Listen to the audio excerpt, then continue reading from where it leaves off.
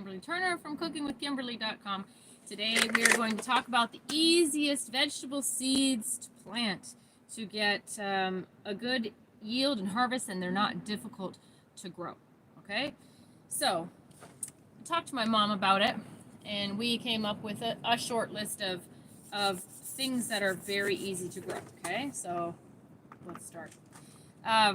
First of all, greens grow so quickly, and the seeds are easy to plant. They're easy to see. They're not too tiny, and you're going to get a lot of yield. Those plants are just going to keep producing for you all year, all season, right? So also, most greens are cold hardy, so you can plant them first out in the garden. You can direct seed them, or you can start them indoors, and you can get them in the ground come May 2-4 if you live near where we do, somewhere where you've had winter. May 2-4 is the cutoff day, right? When you want to get your stuff out. Don't put it out before then. So that being said, greens prefer it a little cold. In fact, they like that cooler weather, the beginning of the season and the end of the season. So you're going to get nice crops all through the spring, all through the autumn. If you can keep them alive through the summer and keep them happy with some water, you're good to go. Also, you can alternate plant them. So you can plant them every, couple weeks if you wanted to, and have new crops constantly. Some crops you like to eat as babies, like people like baby spinach, they like baby bok, they like all those little baby kind of veggies, right? Little baby greens, baby kale and things like that. So you can either keep picking them small like that, or you can grow them into big giant ones. I just got some collard greens that are like this big. They're amazing. So greens are a really good place to start. There are such a wide variety of greens and so many different ones that you've never even heard of if you do a little bit of research. So let's start with the easy ones, okay? Kale, spinach, you can do cabbages, kohlrabi, all these things you can eat the greens from. Now, turnips, beets, all those root vegetables, well, not all of them, not potatoes, but root vegetables, turnips, beets, radishes, you can celery, you can eat the roots, right? But you can eat the leaves too as well. So that's kind of a double doing it. Radishes, that's another one. Super easy. Same sort of kind of seeds and really easy to plant. They grow so quickly. They're probably your fastest producers. So you could get a crop of little radishes within a couple of weeks. Okay. Start them early in the spring and you can plant them all throughout the whole season, or you can let them go a little longer. You don't want them to go too far because then they get woody and you don't want to eat them. And now, everything's starting to sprout and go to seeds, which is fine. You can save the seeds if you want to, but you're not going to get a vegetable to eat yet. Garlic cloves. So you can get garlic from the store, from the grocery store, or you can go to, say, like one of those Home Depot or Lowe's type stores, and you can find bulbs even at your nurseries of specific kinds of garlic. Garlic is easy to plant. You break the cloves into little, the whole bulb into little cloves, plant each one of those, and you're going to get a great garlic plant. Okay. Onions, same thing. Onions grow well, easy from seed. Lettuces, super easy. They like the cooler weather, cool weather. They don't like that hot stuff. So even if you can give them some part shade in that hot summer, you're probably better off. And as soon as they start, you're gonna start seeing them going to shoot. They're gonna shoot, meaning they're gonna go to flower. Once they go to flower, they're thinking about trying to create seeds and die on you, right? Don't do that. Keep cutting back those flowers. Keep cutting them back so that they don't produce those flowers. If they do, then you're gonna have to let them go. Okay? You can eat the flowers. They're delicious as well. But they're easy to grow. Lettuces, spinach, kale, cabbages, they're easy to grow. Now, they will grow for you. They'll be happy. Broccoli, cauliflower, stuff like that. But they tend to get some pests. They, like little snails and grubs, kind of want to come and eat their leaves and whatnot. Sometimes you'll see ants on them. And they're really prone, I see, especially later in the season, to get aphids. So you can grow them if that stuff doesn't bother you, or you can set out some traps for those types of critters, or put eggshells around them and protect them in such a way. So they're easy to grow. You get a nice big harvest. So the one thing that I'm going to suggest to everybody that a lot of people may not have even heard of before is amaranth. Now, amaranth grows enormously. My amaranth last year, my goodness, I had hundreds and hundreds of amaranths out there, and they were all like 10 feet tall, 12 feet tall, some of them. They're beautiful plants. They have beautiful leaves, huge leaves at the bottom. They get smaller as they go to the top, but it creates these huge plumes, and you can get them in different colors and different varieties that of the flower, right? And it grows these huge plumes. They're absolutely gorgeous. Looks like huge candles, right? And the ones that I had, that I have mostly, I have a number of different kinds, but the ones that I have mostly are Lotus purple amaranth, and they are just gorgeous. But they taste like spinach. They're the easiest thing to grow. They are perennial. They will reseed themselves. In fact, you will get hundreds of them if you don't keep them in check. But they're very tasty as babies as well. And once you can recognize what they are, you'll see a whole bunch of them coming out if you didn't collect the seeds at the end of the season. And birds will scatter them all over your yard, just saying. They'll be happy to have them over winter. So if you were trying to attract more birds and help feed them over the winter, amaranth's a great place to start. They really like them. They come out, oh gosh, all winter long I'm seeing them land on the stalks and searching for little seeds. But the seeds are tiny, and the seeds actually you can collect and use as a grain, really tiny grain. It's very delicious. So there's a wide variety of things you can do with amaranth. Amaranth tastes like spinach. It's not too tough. It cooks really quickly. You can eat it raw. You can eat it cooked. I prefer it cooked, but you can eat it raw. Sometimes I throw it into the salads. And the leaves are so big that you can actually wrap things in them, so you can make like amaranth rolls, right? So the green variety of amaranth is also called pigweed. So you're probably been pulling this from your yard for many, many years. Now, pigweed is also called callaloo. So you might be going to the store, buying a whole bunch of callaloo because you enjoy eating callaloo, and you're growing it in your backyard, and you're pulling it and chunking it in the garbage, putting it at the curb. So, you know, I suggest take one of those little apps and get it on your phone that you can take a picture of the plant, and it will tell you what that plant is. Don't pull it if it's something tasty. Don't be scared. Just make sure you know what it is. Identify it first. But yeah, amaranth is also called pigweed when it's the green variety. It has green shoots, okay? Green flowers. And it's very delicious if you haven't had it. And it's probably the easiest thing to grow. It will grow anywhere. It will grow in a little bit of soil. It'll grow in a bunch of soil. It'll grow where it's wet, moist, cold, dry, sunshade. It doesn't matter. It is very happy and will grow prolifically. You will have so much amaranth, you'll be giving it away. And that's what I do oftentimes. I'll give it to our friends or people that we're going to see that day. And they're like, wow, what's that? It's a good conversation piece too. They're huge, huge plants. Massive amount of food.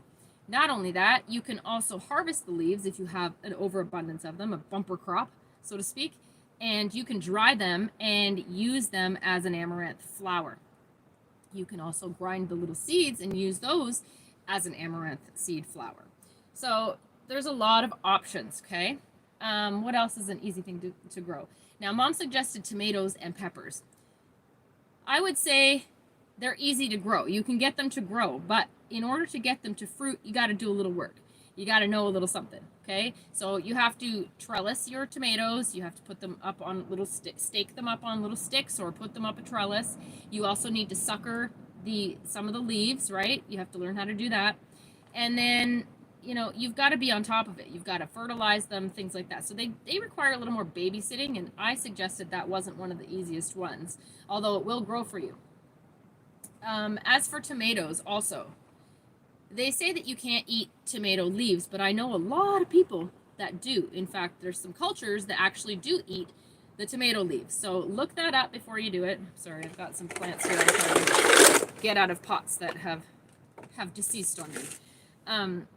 So you can actually eat some of the leaves of those, but other nightshades, you don't want to really eat pepper leaves, and you don't want to eat like eggplant leaves and things like that. Now, eggplants, they take a long time to come up. Peppers take quite a while. Cucumbers, they're kind of easy to grow. You can trellis them, okay? You don't really have to sucker them, and they'll just keep growing throughout the whole season. But mostly I'm saying stick with the greens. If you're looking for success and you're looking for food and you're looking for like an abundance of food, something that you don't have to wait too long for, you're going to be happy with the greens. Swiss chard is a good one. Arugula, great one. Delicious. I love arugula. Oh, it's so easy to grow too. So collard greens, all the kales. I literally planted kale 2 days ago and it's already up. Peas, they're super easy to grow. You soak them overnight, the peas, and you go ahead and plant them. Mine came up in about 4 days. I'm seeing them in here. It's been roughly 70 degrees in the greenhouse for maybe a week, and tonight it's going to be -9 or something like that, so it's dropping back down. Glad I got some outdoor work done. What else is easy to grow vegetable wise? Celery, it takes a long time for them to grow, but once you get them to grow, they grow nicely. You can really get a nice huge stalks of them. It's delicious and it's fun to grow. It's great for the kids. Beans, super easy to grow. Okay, they don't require a lot of babysitting. You just have to go out there and keep picking them once they're ready, so that the plant can continue to develop more beans for you. But it's pretty easy to grow them. You don't have to sucker them. You don't have to, unless it's a pole bean. You don't have to trellis them. There's bush beans and there's pole beans, so make sure you know which one you're dealing with.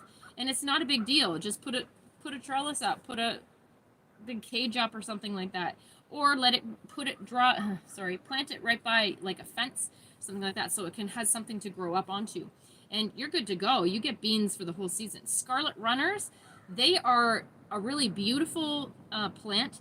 They have really beautiful flowers, which are also edible, and they attract a lot of pollinators. They attract hummingbirds. They attract lots of butterflies, lots of bees, and they develop these huge green pods for you to eat. So you can either eat the beans like that when they're green, or you can save them, let them dry on the stalk, and you harvest the great big Scarlet Runner beans, and you can eat them like that, or you can save them to plant next year. I suggest saving them for the next year because they're amazing and they will grow happily. Make sure you soak them overnight, get them a little jump started. That's easy. Corn is easy as well. Now, corn takes a long time for it to develop. It's going to take the whole season, right? So you want to, sometimes you soak, I soak mine for maybe an hour or two before I get them in the ground, just to give, like they're hard, like hard candy, right? So I soak them, put them in the ground. They're easy to grow. They grow like grass. They grow really tall. They're really beautiful to look at. But you're going to wait till the fall to get a harvest for the most part, or late summer. Okay. Yeah, we might stop there. That's a good amount of time here. I think I've been talking to you. Yeah, about 13 minutes. Wow. Sorry, I'm rambling. I love food. I love to talk about food and gardening. What else? Potatoes. They're easy to grow. If you have potato seeds, they're easy to grow. And they will develop a lot of them for you. Tiger nuts is one. If you haven't heard of tiger nuts, they're little tubers that grow under the ground. They're not nuts at all. They're actually tubers, like a potato or a carrot. And they grow kind of like a peanut does under the ground, with a whole bunch of them of one stalk. And you can plant one little tuber and get a bunch of them. They say between 75 and maybe 150 of them. Those are easy to grow. Now, those are nutsedge, they're also called. They're called chufa. They're called earth almond. They have a number of different names around the world, but they're pretty easy to grow. They grow pretty prolifically when you let them go. It's nearly impossible to get them all out of the ground, so you're probably going to get some the next year as well. Sunchokes, super easy vegetable to grow. They grow huge, beautiful. It's a type of sunflower, actually. It's not actually an artichoke at all. It's not from Jerusalem at all. It's a great big sunflower, right? So it takes a long time for them to bloom. They bloom come the late summer, and you want to wait to harvest them till after the first or second frost. Okay, if you harvest them before that, they tend to give you gas. Just saying, and they're a little less sweet. A lot of things you want to wait till after the first frost to harvest. There's some things out there So it's kind of the same rule of thumb. So you wait till then, and then you dig them up, and they're nice tubers. They're prolific. You can't get them all out of the ground, and they will grow back the next year. They grow a lot of food. They are nutrient dense as well, and they're very delicious. They're easy to cook. You cook them like potatoes for the most part, and they're easy to grow from seed.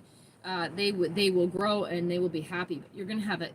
It's not like how sunflowers usually get one big flower, right? And then when that one dies, you get a couple little other ones. This is more like a huge bush of sunflowers, and the flowers are smaller, but there's a number of them, and it's very, very tall. Mine grow, heck, I don't know, 10 feet tall around here. They come back every year, and I harvest bushels of them. The key with Jerusalem artichoke or sunchoke, they're also called, you have to process them pretty quickly. So you can't keep them too long. They're not like how you would store a potato. They have to be processed, either dried and ground into flour. You can do that, or you can dry them and save them that way, dehydrated, or you can freeze them, mash them, boil them, blanch them, whatever you want to do, or straight up just eat them.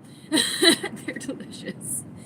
Anyway, I think that's a good start, and maybe some vegetables that you haven't heard of or haven't even thought of planting. A lot of the other vegetables, don't get me wrong, I love all vegetables, but some of them require a lot more attention than the others, and they produce a lot less, but you love them just the same. Asparagus, that's a good one. Easy to grow. You can either plant with seeds, or you can plant crowns that you buy. Now, the key with that is you're not going to harvest for the first or second year. You're going to wait. So they're going to be coming up, and you're going to be so tempted to cut these little tiny asparagus, but you want to leave them. But once you do that, once you wait a couple years, you're going to have a plethora of them throughout wherever you planted them. They're going to just pop up for you in the spring, and they're such a nice surprise. I love that. They have a couple different colors, a couple varieties, and they're really nice. Another one is that you may not have thought of is hosta. Yes, hostas. Most people have hostas around their yard. They are shade lovers, okay? And most people use them for decor, right? Or to grow somewhere that nothing else will. They grow lovely, beautiful, huge leaves in the summer, but they are an edible, if you didn't know that. Now, when they come through the ground in the spring, they have these little finger shoots, right? And they can get like that long, and before they unfurl, right? So once they start popping through the soil, you can cut those off just like asparagus, and they are delicious. Delicious, I'm telling you. You can eat them raw, you can eat them cooked, you can do whatever you want to them. You can dehydrate them, you can dry them, you can grind them, you can do whatever you want. They're delicious raw. They kind of taste like lettuce. They're very tasty. And they're so versatile, and there's so many of them. Not only that, you may be worried you're going to damage your plant. You're not going to damage your plant. You're going to cut them off as many as you can while you can. They keep super well in your fridge, provided you don't harvest them when they're soaking wet, and you don't wet them before you put them in. So you're going to keep them in a bag, throw them in your refrigerator. They will last a long time. You'll be very surprised. So that's awesome, because you have to do it all at one time. You have to get them all at one time. You've got maybe a week and a half where it all starts and it all happens, and you've got to get it all done. So harvest them then and keep them, and it's a nice surprise in the spring. It's one of the first things up you'll see that you can eat, and they're easy to grow, and they come back all the time. You can plant hostas from plants at the nursery that you can buy them pretty inexpensively. You can also seed them. So that's a couple cool things that are easy to grow, foolproof. They're going to come back for you no matter what.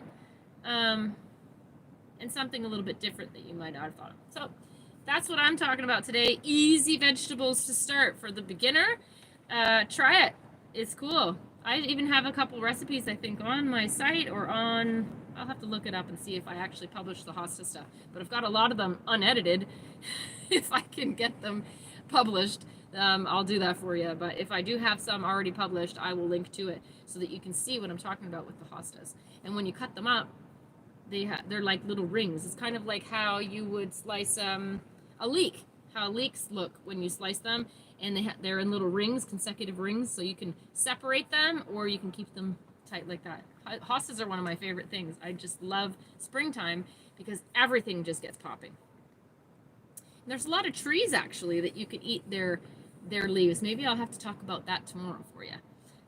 There are a lot of the new shoots that come out of trees that are quite edible in the spring and surprisingly delicious and surprisingly nutritious, and you probably already have them on your property.